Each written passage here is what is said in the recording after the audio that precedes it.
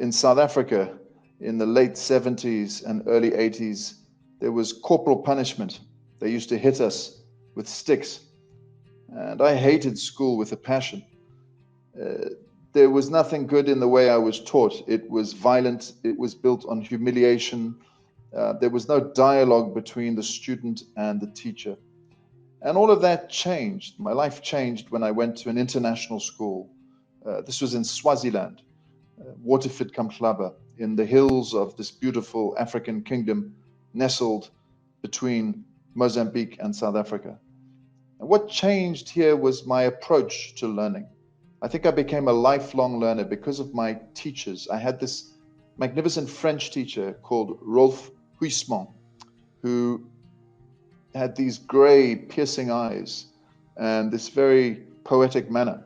And he'd throw his scarf over his shoulder as he walked through the campus and write these interesting poems about the sound of his teeth sinking into an apple. And I think he inspired me to want to know more. He sparked that sacred fire of lifelong learning in me. And I've never looked back. So the first thing I'd like to say is that whatever we're talking about in education, whether it's curriculum, syllabus, pedagogy, the future of education, special educational structures, the most important thing, I think, is to try to get students to want to learn throughout their lives. And I'm very lucky that that happened to me because of this magnificent teacher. I went on to study in France. I studied at the University of Montpellier. That helped me become bilingual, so I can speak 2 languages fluently. Many people can speak many more than 2 languages fluently, but I do believe that having an intercultural perspective and being able to negotiate the world from multiple rich cultural perspectives requires more than 1 language. I studied at my own university in South Africa, the University of the Witwatersrand. I got my first doctorate here in English literature. This is an expression of something that I think is very important in the 21st century. It's respecting local culture and it's empowering local structures.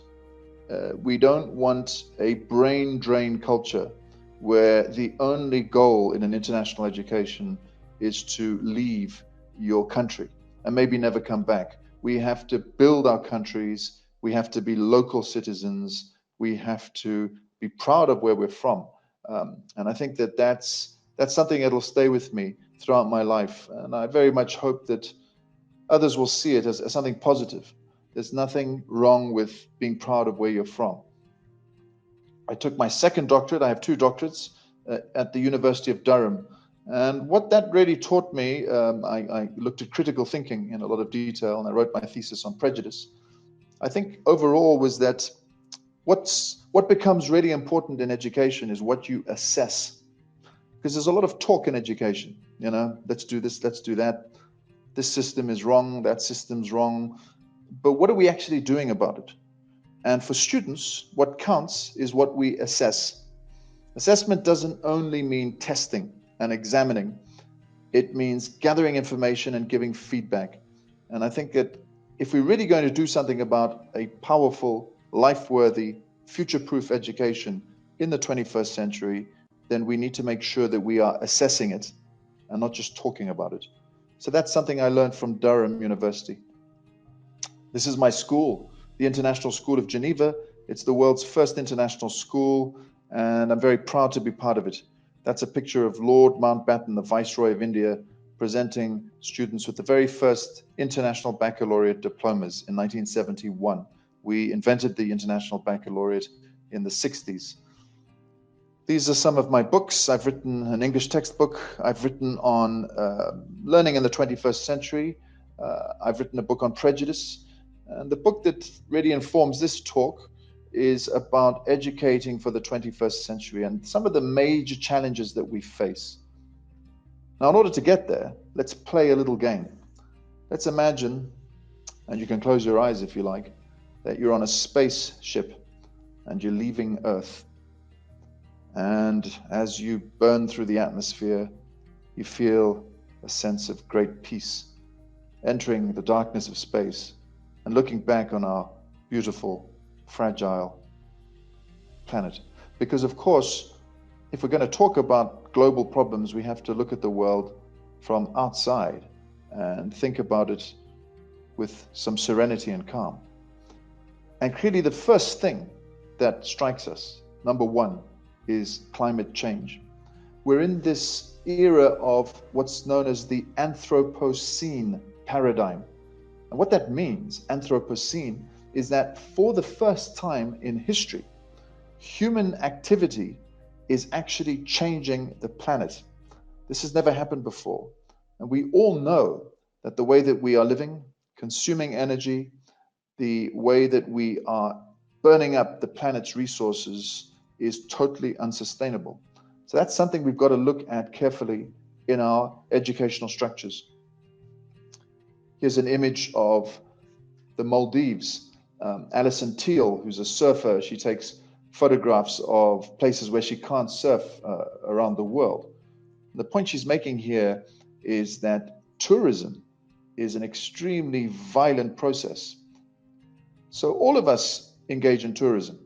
And I think rather than pointing fingers and saying, that company should be doing something different, and that CEO is wrong, and how, the government needs to do more, we need to act individually as consumers.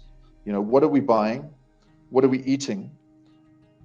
How are we getting to work? And how are we coming back from work? These are some of the simple questions that if everybody addresses, we can actually improve the climate through. The air we're breathing is becoming irrespirable, and the beautiful world that, as we know it, is literally being destroyed. To start with the Amazon rainforest, that's a picture of one of the oldest trees in the world. Trees are the world's oldest living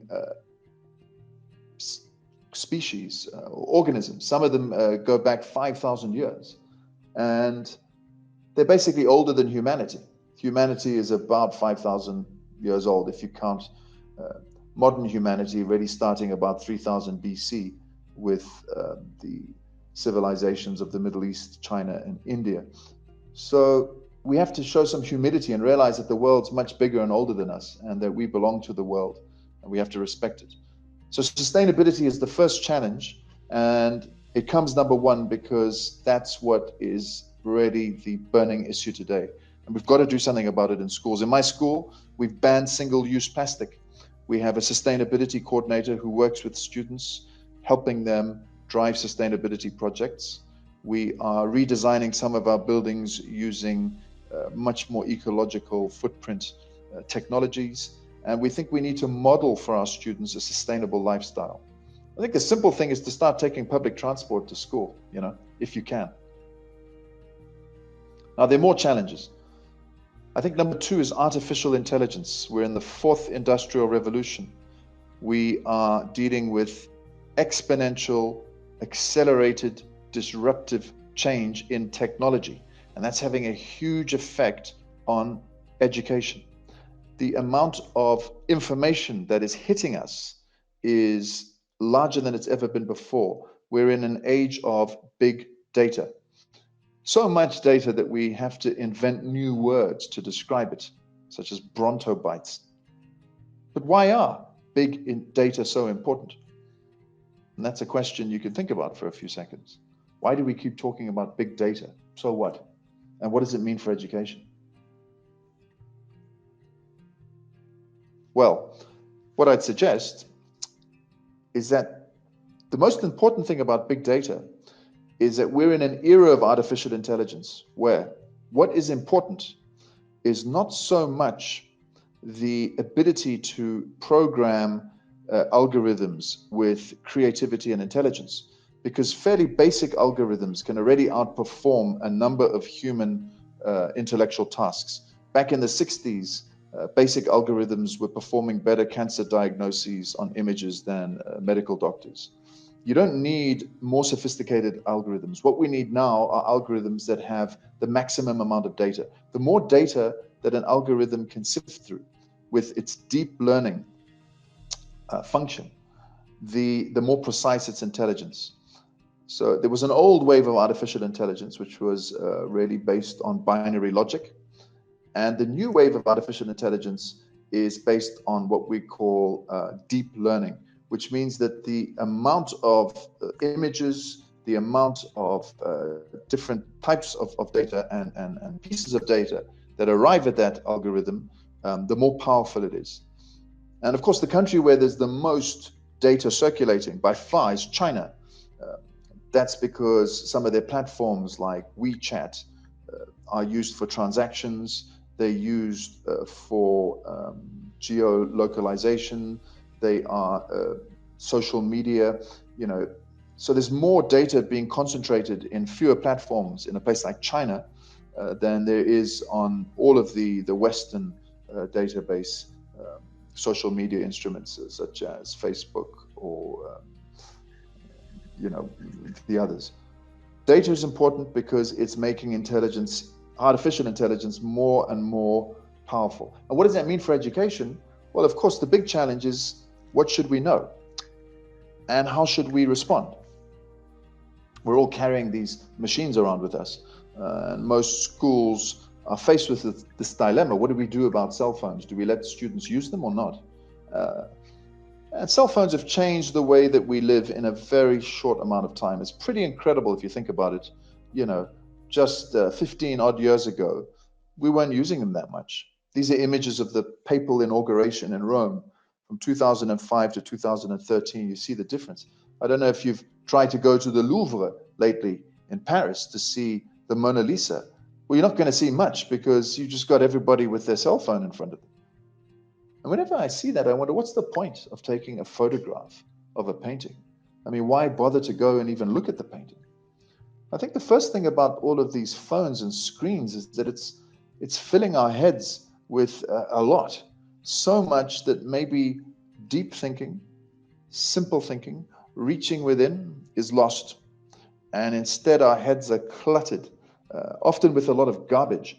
So we need to become more and more powerful at emptying our minds of all the stuff that we're getting off our screens so that we can reach within and find satisfaction, happiness, concentration. I think that artificial intelligence is cluttering us a lot. So we have to be careful about that and ask ourselves, are we doing mindfulness in our schools? Are we allowing students and teachers to take time to slow down, to think deeply? At my school, we have a mindfulness program. We have a mindfulness coordinator. Students do meditation, and it's something that's necessary, I think, in the 21st century. Now, don't forget, we're in space. We're looking down on the Earth. And if you look at the Earth, you'll see that it looks very peaceful, but of course it isn't. There's a lot of violence, there's terrorism, and this is a huge problem. Since 9/11, the spike in terrorism has been considerable. And it's really created a climate of fear, of xenophobia. It's created a divide between people. And we have to ask ourselves what we are doing in schools about terrorism.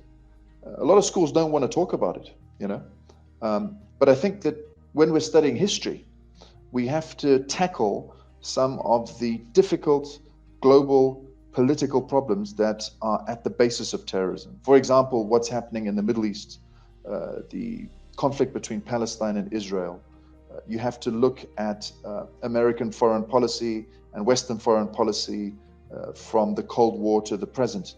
You have to look at from the slave trade going into colonization and decolonization, what it has meant for the majority of the planet's populations to live under those systems.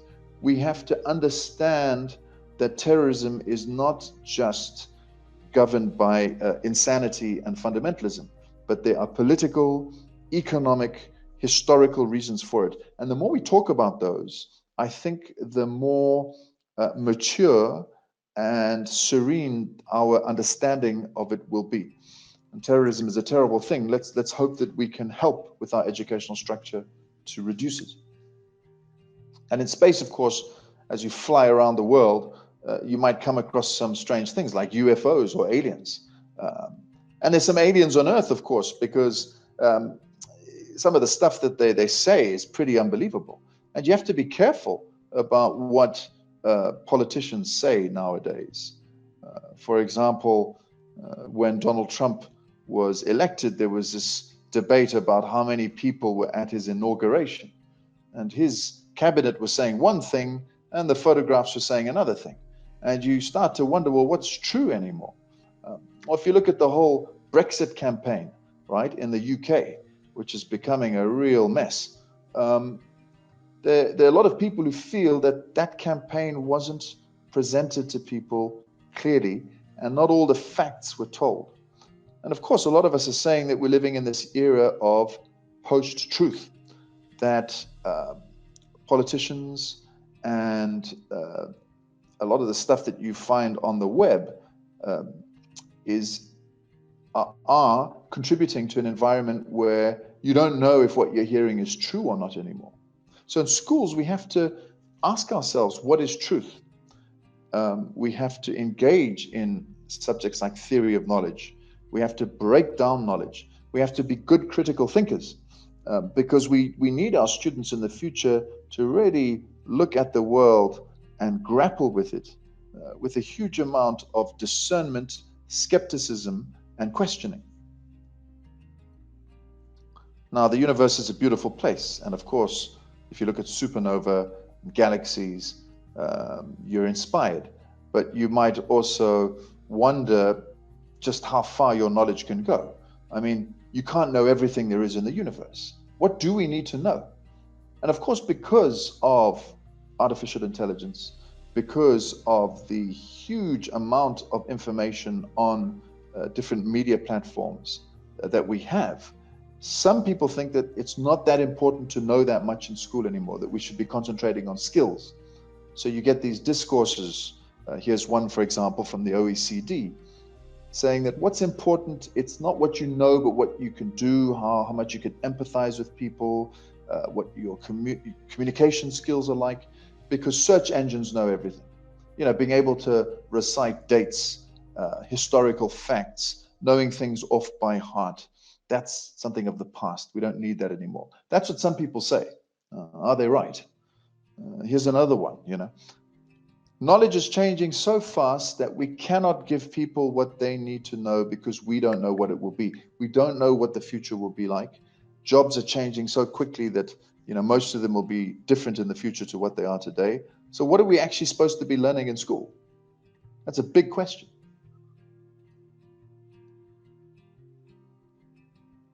And if we had more time, we could have a discussion. I can see some posts coming in. Most of them are in Polish, dziękuję, but I won't be able to answer those.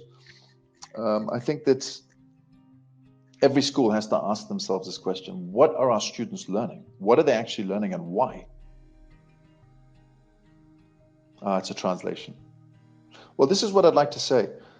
Think of neuroscience. We know that dendrites, which are these connections between neurons, they are created by repetition, when you repeat information over and over again. Sometimes from 20 to 40 times, spaced repetition. You need to go back over things to really know them.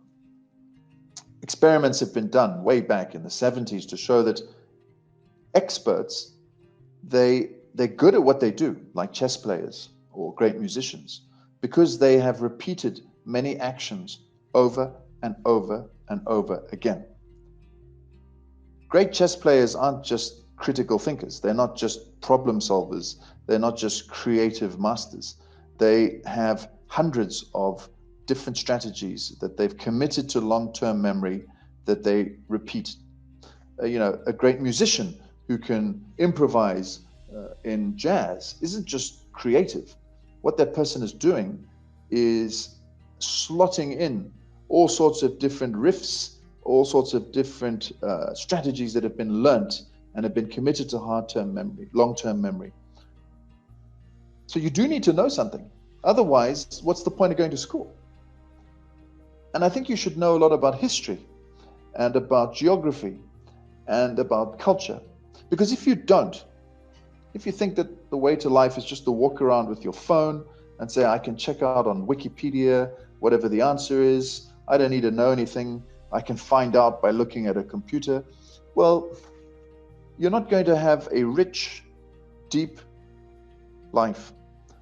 When you're walking out in the fields and you look at the grass being blown in the wind, or when you are sailing out to sea and you cast your eye across the waves, not knowing anything about biology, about history, not having any poetry in your head that can maybe embellish those moments, will simply make it less interesting.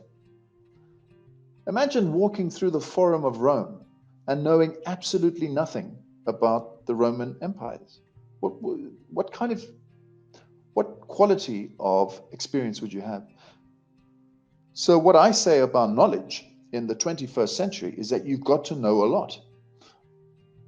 People who don't know history are possibly going to repeat the errors of the past. And we need to know more about each other as human beings today more than ever, because we're in such a volatile, uncertain, complex environment. And we need to know things well and know them off by heart. Students must come out of schools mastering languages, being as strong as they possibly can in creative, in academic, and in physical disciplines. And it's our responsibility as educators to make them know a lot, because knowledge is key. The universe, the Big Bang, all these big questions, black holes. Now, black holes in the universe, that might make you scared. You feel you're going to get sucked into that thing and never come out. And you can get afraid of life. The pillars of creation, as they're called, where stars are formed, they leave you in awe. And there are two ways of looking at the universe. Either you say, I'm afraid of it, and it's too much for me. Or you get inspired by it and you say, the universe is within me. I love this quote by Neil deGrasse Tyson, one of my heroes. He says, when I look up at the universe, I think that the universe is within me. I am the universe. Quantum brain theory reminds us that there are 3 billion neurons in our brains. In our beautiful brains, a lot of it happening in our unconscious states, we have every resource we need to go further, to be stronger, to be greater, and we should be confident. And what that means in the 21st century is that we have to embrace a growth mindset. We have to want challenges. We have to keep going. Don't give up. When you fail, you should be happy because at least you tried. And you will only be successful if you fail. Failure leads to learning, and learning leads to success. You should want to know more. And we have to create an environment in a classroom where students are not afraid to fail, where they want to keep going. And what we don't want is a society or a schooling system where we're afraid of failure, where we become afraid of learning, where we have a negative mindset, when we are giving up easily. And so that's very subtle. You have to create in the 21st century a growth mindset, because there are many challenges out there and life is going to be tougher and tougher. If you look at what's happening to the environment, to demographics. And so a growth mindset is important, and really what I call essentially in my book, character education. A lot of young people in the world, like Malala, like obviously Greta Thunberg, they're showing this. They've got ethical positions. They're getting out there and making it happen. And schools have to encourage that. We shouldn't get in the way. We've got to think of education as much more than academics. It's about character, growth mindset. Well, it's time to come back to Earth, because it's fine to talk about the world up in space, but let's get back down to Earth and actually do something about it. And as we approach the Earth and we see it getting closer and closer, we realize that this is our home and that we are in education here to preserve our planet and to maybe make human activity on the world even better than it has been. We need to address the problems of sustainability, of artificial intelligence, of terrorism, mindfulness, post-truth politics, knowledge, and character. That's 7 global challenges. Now, how do you do that? Well, let me share with you for the next 2 minutes our program at the International School of Geneva that we've developed with UNESCO. It's the Universal Learning Program.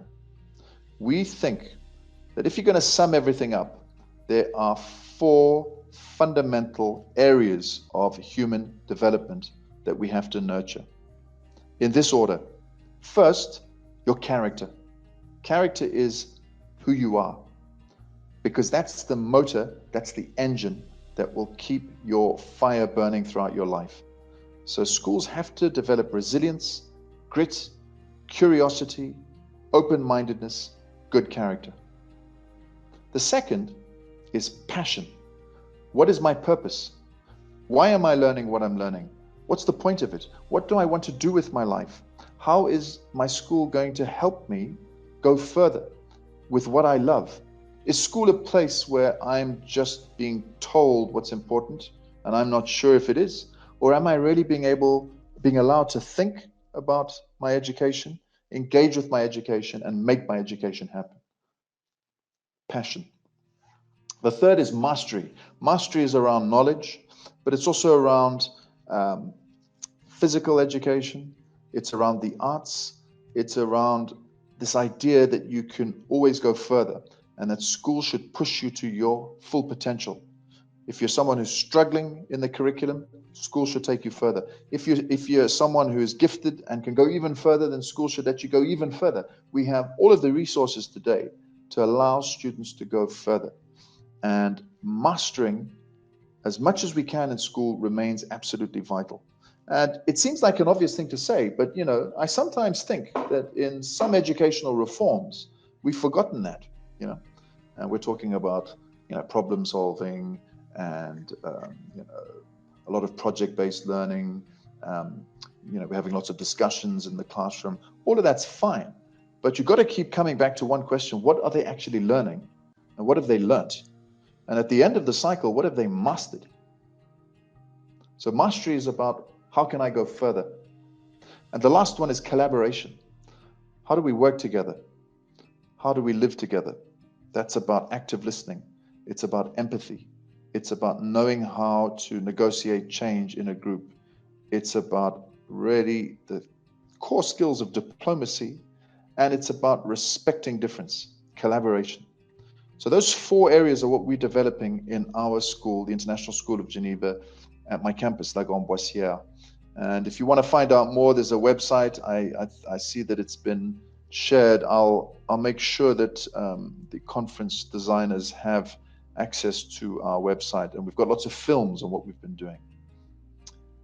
So in our program, we use things like P4C, which is philosophy for children, where students sit in small groups and they discuss big philosophical, ethical questions. And the students are facilitators and observers of themselves. We have a passion project where students take something that they love and they are allowed to design it at school, and the school recognizes that. Every student has to do service learning, community service. They have to help someone else so that they can learn to serve, but also serve to learn. Learn to serve and serve to learn. That's about community and about collaboration. We believe in concept-based learning. So whenever you're discussing something, you should have the big picture in your mind. You should come back to the big, powerful concept, because that'll allow you to understand information better. And finally, there's mastery teaching, which is going back over something until a student's really understood it and got it. We shouldn't be in a rush in schooling to get through the curriculum, and the students are kind of running after the teacher. The teacher has to slow down, be mindful, and ask herself or himself or themselves, is this student understanding what's going on? Has the student understood? And if they haven't, well, let's go back over it until they've really understood it well. That's mastery teaching. Don't be afraid to go back over things. We're doing this for the future of the planet and our children. So that was my presentation, and keep in touch if you'd like to know more. It's been great being part of this. Dziękuję. would you care if I ask a few questions? I mean, I would like to ask the participants in Polish, and then if they have any questions for you, then they could answer. You could answer, right? Would you? That would be a pleasure. Okay, thank you very much. So I'm going to ask you some questions. Czy są jakieś pytania, czy macie jakieś pytania, które chcielibyście zadać? Możecie wpisać je po polsku i spróbujemy je przetłumaczyć, żeby Konrad odpowiedział. Okay, so the first question is, what is the level of the students that you are teaching? I mean, on what level of educational system? We have students from 3 years old all the way up to 18. So it's K-12. K-12, co oznacza, że dzieci od 3. roku życia, czyli od przedszkola do 18, do zakończenia szkoły, do matury. Is IB a normal school? Okay, so would you just explain in a few words what's the difference between IB and standard schools?